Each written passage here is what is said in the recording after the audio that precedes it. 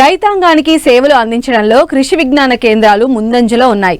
భారత వ్యవసాయ పరిశోధనా మండలి తెలుగు రాష్ట్రాల్లోని వ్యవసాయ యూనివర్సిటీల పరిధిలో పనిచేస్తున్న కేవీకేలు రైతులకు విశేష సేవలు అందిస్తున్నాయి.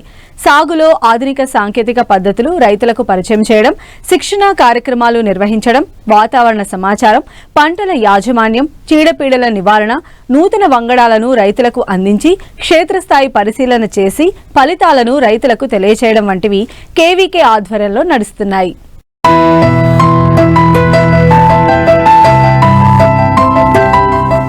కృషి విజ్ఞాన కేంద్రం అంటే వ్యవసాయ విజ్ఞాన కేంద్రం అన్నమాట. ఇది భారత వ్యవసాయ పరిశోధన మండలి యొక్క వినూత్న సంస్థ. మొదటి కేవీకే 1974లో స్థాపించబడింది. 650కి పైగా దేశంలో కేవీకేలు ఉన్నాయి. వీటికి ఐసీఏఆర్ నిధులు సమకూరుస్తుంది. ఐసీఏఆర్ ఇన్స్టిట్యూట్లు, డీమ్డ్ యూనివర్సిటీలు, ప్రభుత్వేతర సంస్థలు, స్టేట్ డిపార్ట్మెంట్ ఆఫ్ అగ్రికల్చర్ ద్వారా వీటి నిర్వహణ జరుగుతుంది. సంప్రదాయ సాగుతో నష్టాలు ఎదుర్కొంటున్న రైతులకు ఆధునిక సేద్యంతో అధిక దిగుబడులు సాధించేందుకు కృషి విజ్ఞాన కేంద్రాలు సహకరిస్తున్నాయి. నూతన సాంకేతిక పరిజ్ఞానం సాగు రంగంలో ఉపాధి మార్గాలు చూపుతున్నాయి. ప్రదర్శన క్షేత్రాలను ఏర్పాటు చేసి కొత్త పరిశోధనలను రైతులకు చేరువ చేస్తోంది. రైతులు, వ్యవసాయ మహిళలు, గ్రామీణ యువకులు, విస్తరణ సిబ్బంది నైపుణ్యాలను పెంపొందించడానికి, సాంకేతిక అభివృద్ధితో ముందుకు నడిపించడానికి అవసరమైన శిక్షణా కార్యక్రమాలను కూడా నిర్వహిస్తోంది. విత్తనాలు, సేంద్రియ ఉత్పత్తులు, జీవన ఎరువులు, మేలుజాతి పశువులు, పందులు, పౌల్ట్రీ జాతుల వంటివి కేవీకేల ద్వారా ఉత్పత్తి చేసి రైతులకు అందుబాటులో ఉంచుతున్నాయి. ఆచార్య ఎన్జీ రంగ వ్యవసాయ విశ్వవిద్యాలయం తరపు నుంచి కృషి విజ్ఞాన కేంద్రాలు 13 అనేవి ఏర్పాటు చేయబడ్డాయి. ఆంధ్రప్రదేశ్ వారీగా మొత్తం మనం చూసుకున్నట్లయితే 23 కృషి విజ్ఞాన కేంద్రాలు అనేవి ఏర్పాటు చేయడం జరిగింది.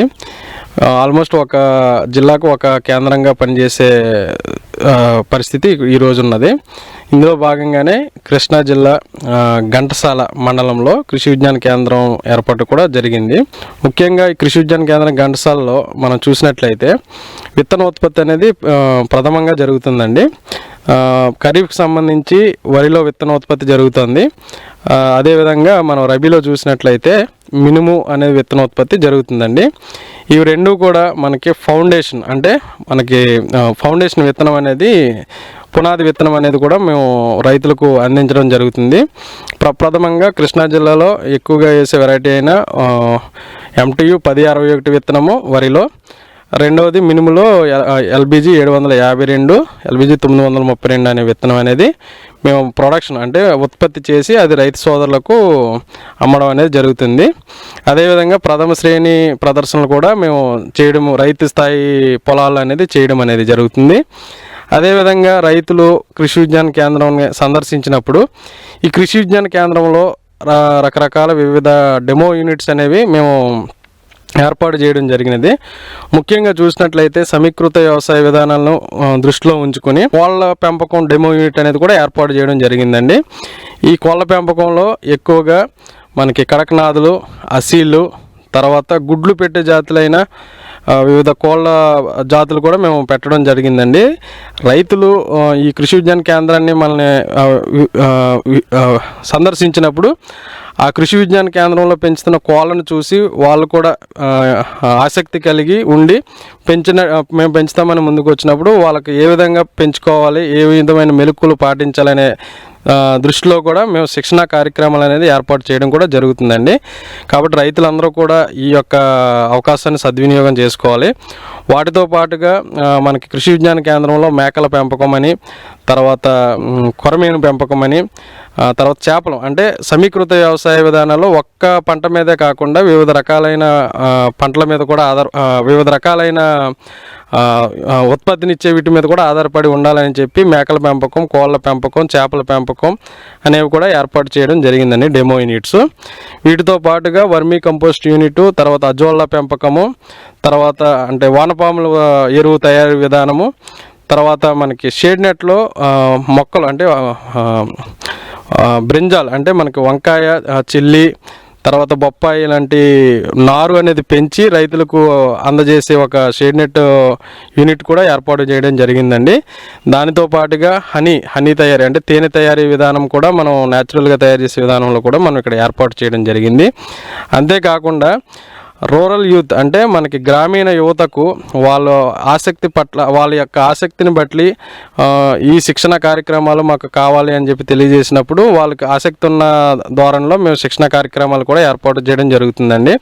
ముఖ్యంగా ఇక్కడ గృహ విజ్ఞాన శాస్త్రవేత్తలు తర్వాత అందరూ శాస్త్రవేత్తలు ఉన్నారు కాబట్టి మహిళలకు కుట్టు అల్లికలు తర్వాత విలువ ఆధారిత ఉత్పత్తులు వంటకాల మీద కూడా మేము శిక్షణ కార్యక్రమాలు ఏర్పాటు చేయడం జరుగుతుందండి.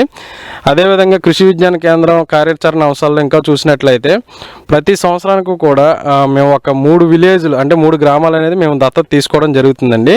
తద్వారా ఆ గ్రామాల దత్తత చేసుకున్న తర్వాత 3 సంవత్సరాలు కేవీకే సేవలు అనేది ఆ విలేజ్లో మేము అందించడం జరుగుతుందండి.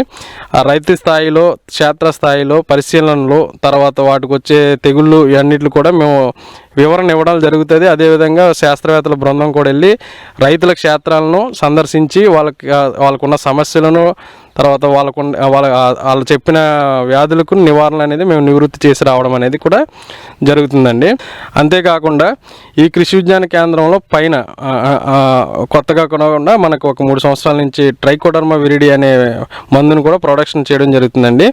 రానున్న రోజుల్లో విత్తనం ద్వారా కానీ భూమి ద్వారా కానీ సంక్రమించే వ్యాధులకు ఈ ట్రైకోడర్మా విరిడితో మనం విత్తన శుద్ధి చేయడం వల్ల చాలా వరకు కూడా వ్యాధులు అనేది కూడా మనం అరికట్టడం అనేది జరుగుతుందండి. ఈ విత్తన శుద్ధితో పాటు మనకి ఈ కృషి విజ్ఞాన కేంద్రంలో భూసార పరీక్షలు కూడా జరిపించడం జరుగుతుందండి. భూసార పరీక్షలు చేసి వాటి యొక్క భూమిలో ఉన్న పోషక విలువలు ఏవి ఎంతంత మాత్రంలో ఉన్నాయి ఎన్పీకే అనేవి చెక్ చేసి రైతులకు తెలియజేయడం వల్ల కూడా వాళ్ళ యొక్క ఎరువుల వాడకం అనేది తగ్గించి వాళ్ళ యొక్క సాగుకు అయ్యే ఖర్చు అనేది కూడా తగ్గించే విధంగా కూడా శాస్త్రవేత్తలు పనిచేస్తున్నారండి.